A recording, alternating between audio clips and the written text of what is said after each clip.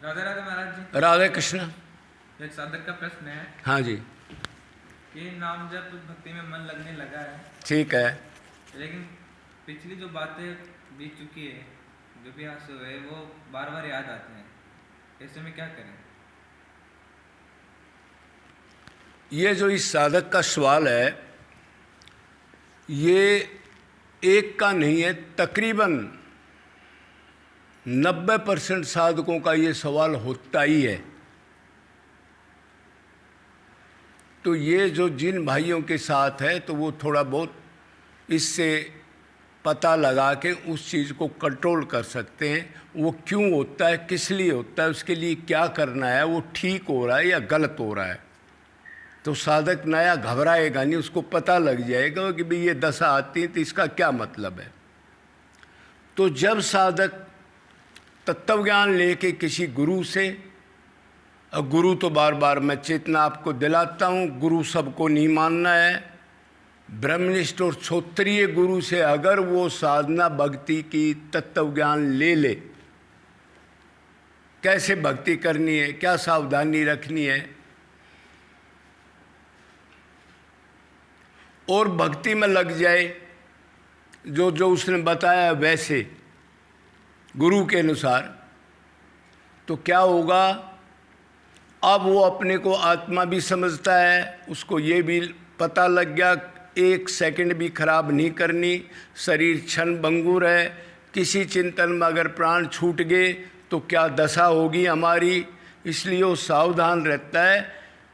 तो आगे की प्लानिंग तो वो नहीं बनाता। क्यों?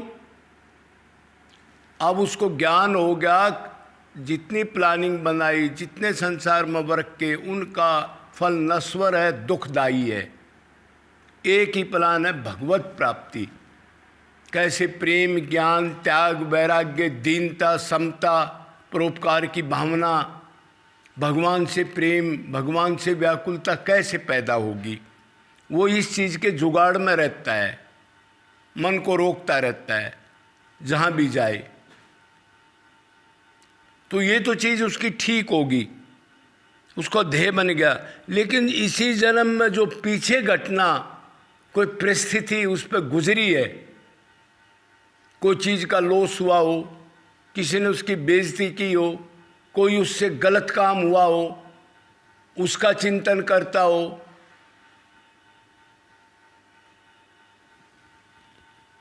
जो मैं मेरा मान रखा है, या कोई उसका यारा प्यारा कोई मर गया हो, या कोई ज़्यादा दुखी हो उसके परिवार में, मतलब बहुत परिस्थिति होती है तरह तरह की, तो उसमें मन जाता है जब वो दुखी होता है। अगर वो दुखी होता है, अगर मेरा मन क्यों गया, तो वो सावधान है। अगर वो दुखी नहीं होता, उस चिंतन को लंबा खींचता है, तो इसका मतलब वो साधक नहीं है। क्यों? साधक का मतलब है सावधान रहना। अब की बार बिल्कुल चारों तरफ से मन को निगरानी में रख के ठीक दशा में ले जाना, उसको इधर उधर ना घूमने देना। तो ऐसी दशा में आए तो आप घबरा जाते हो, उसमें घबराना नहीं है। एक तो आप ये सोचो, जब भी ऐसी कोई बात, पिछला चिंतन आ जाता है दुखी करने वाला, मेरी ये बेइज्जती हुई थी, मेरा ये लॉस हो गया था, मेरा ये बुरा उस आदमी ने करा दिया था, ऐसी बहुत सी परिस्थितियां हैं जो जीवन में गुजरी हैं। तो उस टाइम आप ये समझो जो पिछला वो संस्कार हैं वो हमारी कटने के लिए आ रहे हैं। अभी आपने और ज़्यादा सावधान रहना है। वो 1 घंटा 2 घंटा कई बार साधक को आते ही एकदम दबा लेते हैं। ठीक चिंतन बन रहा है लेकिन दबा लेंगे आकर के, किसी विषय का चिंतन आ जाएगा, देखने का, खाने का, सूंघने का, चखने का, स्पर्श करने का, या पिछला कोई आ जाएगा, वो उसको दबा देगा, घुमा देगा। तो उस टाइम आपने जोर से नाम जप करना है, भगवान को पुकारना है, भगवान के रूप का ध्यान करना है, और अपने को ये मानना है कि तू आत्मा है, और वो चीज़ गुजर चुकी, उसका चिंतन नहीं करना। जो परिस्थिति गुजरी है उसमें परमात्मा थे, वो गुजरनीय थी और वो चली गई। अब उसको दोबारा मत ला। अभी तो तेरा मतलब है अब मन को भगवान में लगा के प्रेम करके अपना कल्याण करना। तो ऐसे करके उसको बार बार समझाओ, हटाओ और जोर से भगवान स्मरण करो, राधे राधे राधे। फिर ये भी सोचो बचाओ बचाओ, मैं तो गिरा हुआ हूँ माया में, मेरे को कौन बचाएगा, अब मेरा कोई नहीं है। ऐसी प्रार्थना करो। तो अगर लंबे टाइम पर आप ऐसी प्रार्थना करते हो तो वो 10 मिनट में, 20 मिनट में, आधा घंटा में, कई बार लंबा चिंतन होता है। वो जोर मारता है कटने के लिए, मतलब पीछे था वो उगलता है, जैसे उल्टी पड़ती है। जैसे भगवान नाम लोगे आप, धर्म का आचरण करोगे तो गंदी चीज़ें निकलना शुरू होती हैं, ये समझ लो। घबरा जाती हैं वो, अगे भगवान का नाम लेने लग गया और धर्म का आचरण करने लग गया, अब तेरी को जगह कहाँ मिलेगी। तो इसलिए वो निकलने के लिए आती है। तो उस टाइम नहीं घबराना, जोर से आपने उतनी ताकत से भगवान नाम, प्रार्थना और अपनी सेवा को लागू रखना है। फिर वो थोड़ी देर के लिए कम हो जाएंगी, एक दिन के बाद फिर 2-4 दिन आपके बहुत बढ़िया गुजरेंगे। फिर कोई चीज़ इकट्ठी होके फिर कोई संस्कार आ जाएंगे, फिर आपने ऐसे ही काटना है। और जब आपका मन जाता है मेरे को इतना लॉस हुआ, हमारा वो मर गया था, उसने मेरी बेइज्जती की थी, तो आपने यही सोचना है अकात्मा की ना तो कोई बेइज्जती कर सकता, ना उसका कोई लॉस हुआ। लॉस तो तब हो जब अपनी चीज़, जो हम तो नंगे बूचे निकले थे, ये जीव शक्ति माया शक्ति जितना है सब भगवान का, इधर ही छोड़ के आदमी चला जाता है और ये फिर मिट्टी में मिल जाता है। तो इसके बारे में तूने क्यों सोचा? हरि गुरु को पुकारना है, गुरु के तत्व ज्ञान को लाकर उसको काटना है बार बार, घबराना नहीं है। तो ऐसे हम करेंगे तो वो चीज़ फिर इजी हो जाएगी और दृढ़ता आएगी हमारे अंदर। वो फिर आएंगे अटैक करने।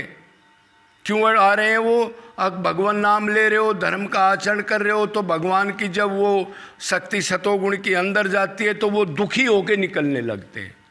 क्यों? उनको जाना है ना, मायापति का जो चिंतन आएगा तो माया थर्राती है। तो इसलिए ऐसे ही उसका अभ्यास करना है, अपने को आत्मा मानना है।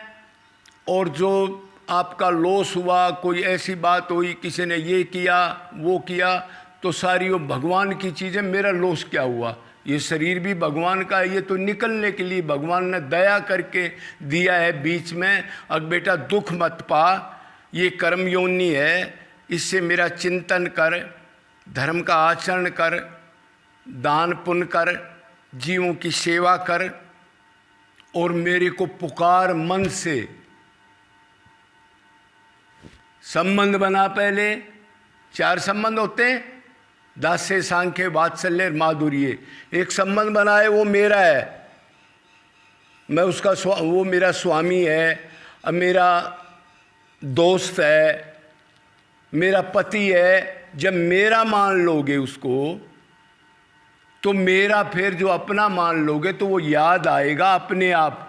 फिर माला कंठी की जरूरत नहीं है उसमें, अपनी चीज़ खुद याद आती है, माला से याद नहीं करनी। नहीं तो माला के चक्कर में मनिए गिनते गिनते और जन्म खो जाएंगे। माला भी गिन रहे हैं और फोन भी सुन रहा है, हंस भी रहा है और बात भी कर रहा है, ऐसा अभ्यास हो जाएगा और आप सोचोगे मैं भगत बन गया, और आपका गहरा पतन हो जाएगा। जब संबंध बना लोगे तो अपना खुद ही याद आता है। और जो अपनी चीज़ है वो बार बार याद करने से नहीं आती तो दुखी होता है, व्याकुलता होती है, कब आए कैसे आए, उसी में रोना धोना व्याकुलता प्रकट होती है। तो उसी से ये कर्म जलने लग जाते हैं पिछले संचित। और जो अभी की जो चीज़ें आई थी वो मैंने बता दी, इस सावधान से काटना है, घबराना नहीं है। काम तो एक ही करना, अब की बार उसको ढीला नहीं छोड़ना, ये माया को जीतना ही जीतना है। ये देह में इतनी शक्ति है कि किसी चीज़ को भी जीत सकता है, ये कर्म योनि है, विवेक है, घबराना नहीं है। ये देव दुर्लभ तन ऐसे नहीं मिला, इस लक्ष्य को करते हुए, दृढ़ रहते हुए, संसार से बचते हुए भक्ति करे, पर भगत कभी मत मानना अपने को, या न ये अहंकार आ जाएगा। तो ऐसे दुखी ना हो करके वो कर्म कटने के लिए आ रहे हैं, घबराना मत। तत्व ज्ञान का इस्तेमाल करते करते निकलते जाना। जितना आगे चलोगे वो चीज़ पीछे छूटती जाएगी, दूरी होती जाएगी, फिर पकड़ेगी नहीं आपको वो। ऐसे आगे चलना है। कृष्ण की, राधा की अनन्य निष्काम भक्ति देहभान को खत्म कर देती है। रोने से, व्याकुलता से संचित कर्म जल जाते हैं। आप आगे चलते जाते हो। भगवान कहता है थोड़ी दूर है, आजा बेटा आगे आजा, फिर वो भी मदद करता है। और टॉप गुरु और उसकी आप 100% मान लो तो चोरी चोरी वो भी मदद करता है, आगे जीव निकल जाएगा।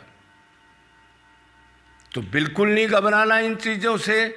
अनन्य निष्काम भक्ति हो, फिर दौड़ के चलो, डरो मत, मंजिल आगे तैयार है। बोलो वृंदावन बिहारी लाल की जय जय।